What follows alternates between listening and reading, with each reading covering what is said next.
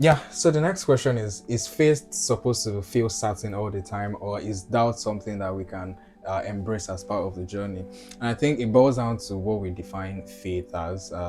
So, faith, in very simple terms, is trusting in God. Like you are trusting in the integrity, in the person, and the sufficiency of who God is. Whether it is for your salvation, or it is like, when you are trusting God for certain aspects of your life, relationship, career, or just like your well-being generally, it is your ability to trust in God himself. And I think it's very important for us to like differentiate that from doubt is like it's not something that can really be welcomed. So we need to like differentiate this. So firstly, Jesus was like telling us that if you have faith as small as a mustard seed, yeah, you are even able to what move mountains. And then we see yet again in the book of James chapter 1 that like, oh, a man that doubts, like he It's is not as stable. unstable as water, and he would not be able Able to to like receive receive anything anything from from God. God. So it's like, how do you reconcile Hmm. both of them? And I think it goes to show that, for example, small faith, you it's like pretty much I may not really understand anything. I may not even be able to capture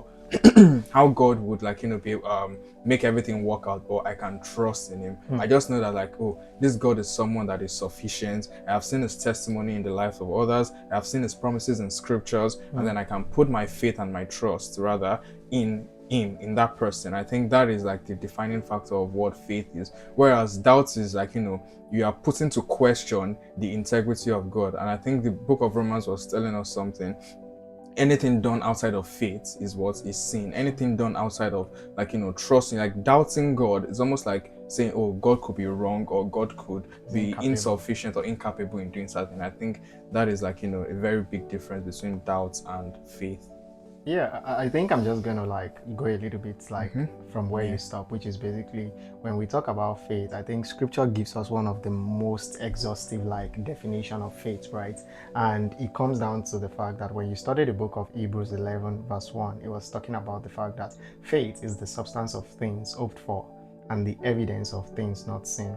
Because we believed in the word, sometimes relying on ourselves and doing some sort of like wishful thinking, all we have most times is some sort of like an hope, and hope that doesn't have any Mm. substance. So what validates your hope from just ordinary wishful thinking from an average person is the fact that your hope has a substance Mm. that forms the backdrop, and that substance I think was what you were hinting about, Yeah. the integrity of God. God.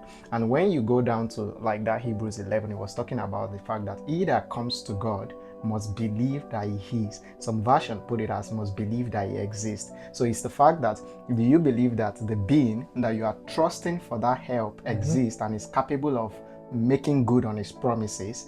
Do you believe that this being is sufficient and capable of making good on his promises? Mm. And this is ultimately what forms the basis of Of our us saying faith. that we Yeah. are what we are putting our faith Faith in in God. God. So we do not just hope like people that are wishing that things happen. Yeah. Our hope has a substance, which is the integrity of God that is predicated in the person of Christ. Christ. So doubt should not be an option for us because our life must be a life of faith. At least we are children of Abraham Yeah. by faith. Yeah. Yeah.